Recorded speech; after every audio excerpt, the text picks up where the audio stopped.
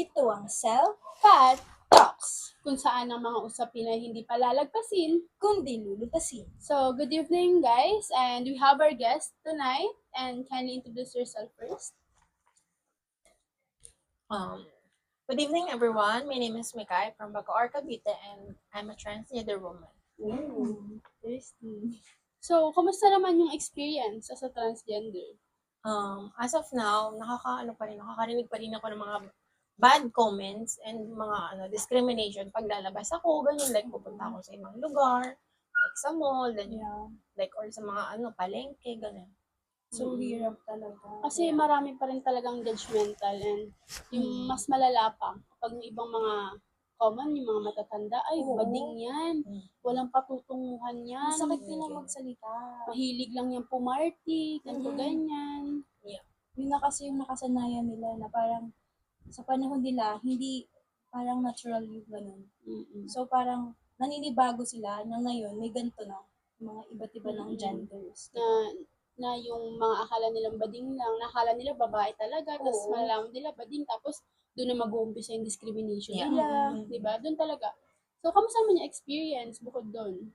Sa family mo and friends, kamusta naman? Tanggap ka naman ba nila?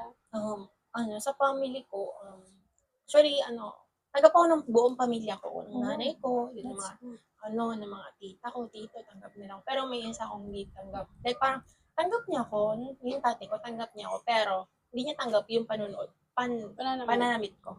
Yeah. Then, sa buhok ko, gano'n, hindi niya ako tanggap.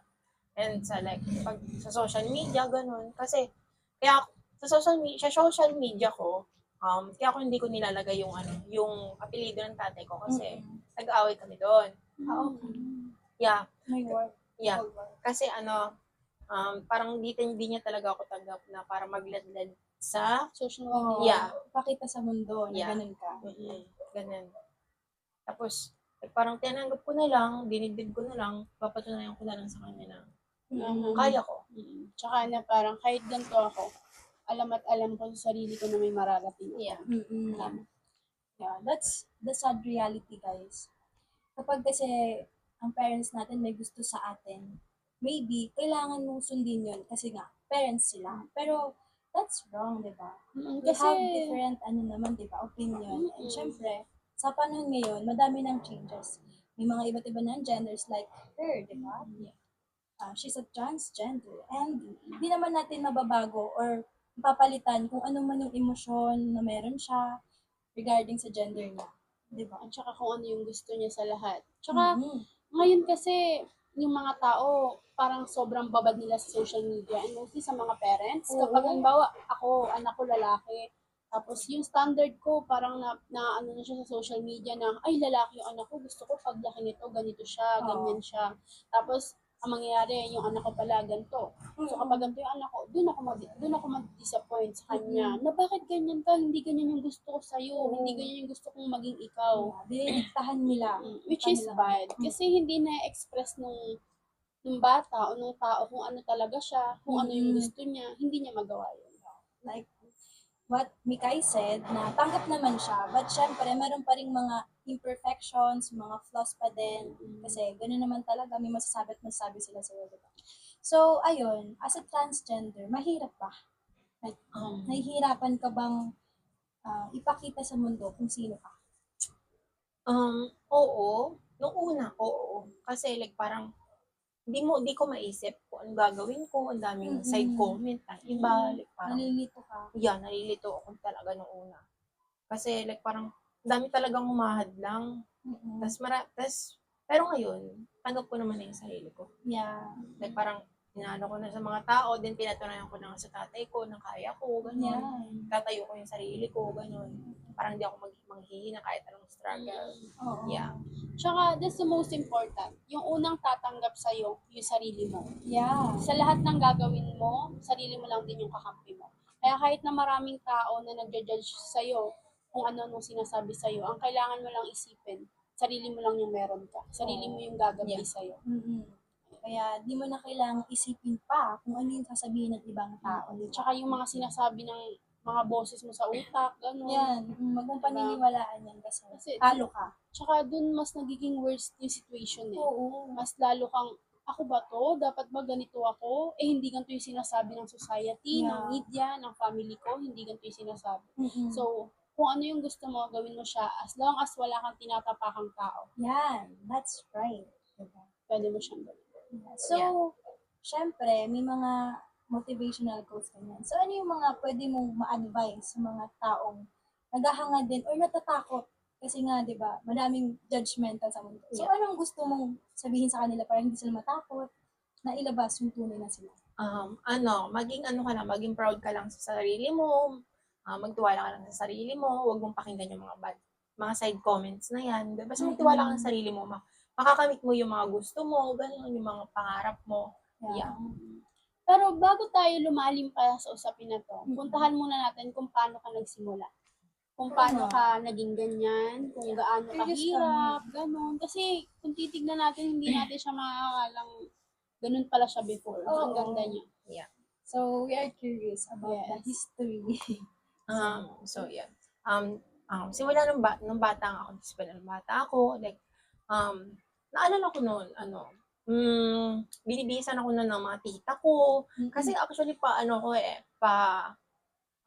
like parang, palipat-lipat ako. Kasi yung nanay ko, lipat-lipat siya ng ibang bansa. Ganun, like parang, walang mag-aalaga sa akin. Nawala Ganun. ka. Yeah.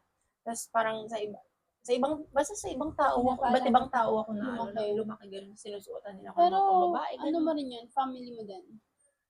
Yeah, mga pinsan. Mga pinsan, ganun niya. Then yun, parang, yung time yun, parang, ewan ko, parang gusto din nila ako maging Babae.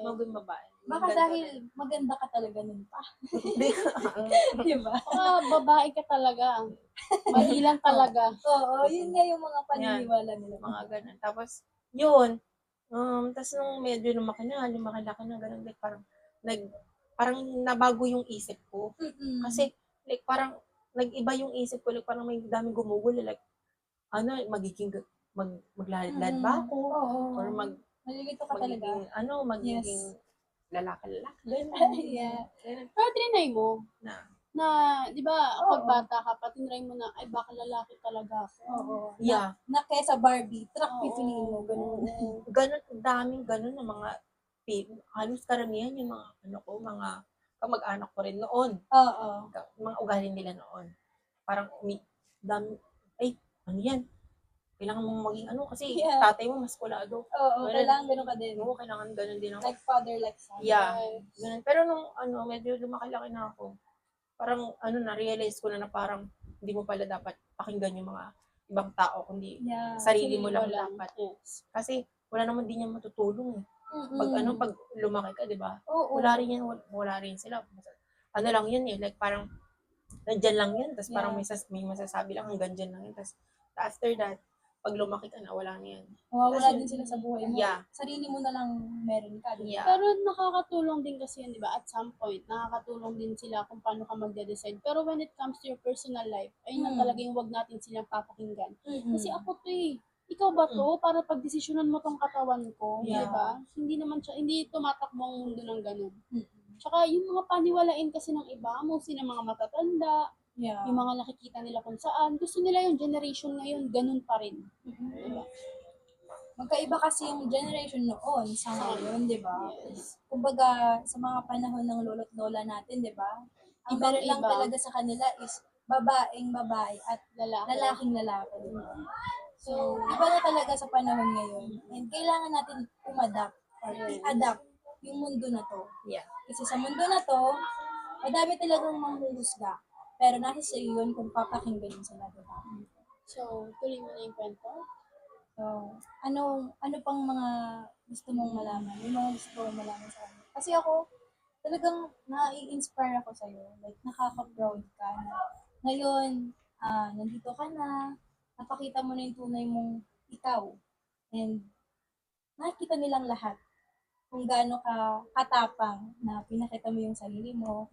And, sana, marami pa tayong ma-inspire na maraming manonood pa na hindi matakot kung ano man nararamdaman nila tulad mo, di ba? Yeah. Kasi, di ba, talagang namang nakaka-proud kung iisipin natin, kasi ang dami mong pagdadaanan eh, di ba? Oo. Kung lalaki ka, Sobra. tapos yung It's not family mo, easy. Yeah. tapos kung paano, ano ka na ngayon, Yeah. kung paano mo isustain yung sarili mo, Yes. kung paano mo hinubog yung sarili mo, tapos Oo. suhusgahan ka lang ng ibang tao. Mm-mm. Hindi nila alam yung struggles na pinagdaanan mo, kung paano ko hinubog yung sarili ko Mm-mm. para maging ganito ako ngayon. Mm-mm. Diba? So, wag kang magpapatalo sa mga sinasabi nila, diba? As long as hindi ka humihingi sa kanila at hindi mo sila natatapakan, Yeah. go ka lang sa sarili mo. Yeah. So, bago pa matapos yung topic natin about sa gender and syempre kay Mikay, meron pa tayong babasahing mga comment sa podcast live natin and pwede natin siyang basahin para makahingi din sila ng solusyon na pwedeng Yes. galing kay Mikay mismo and sa Sa atin, atin. di ba? Tingnan natin. Anong katanungan ko yan? Oh, this one. So, ayun, may nagtatanong dito, is it normal to receive hate when you are part of LGBTQ? That's an interesting question. Kasi 'di ba? Pag sa LGBTQ community,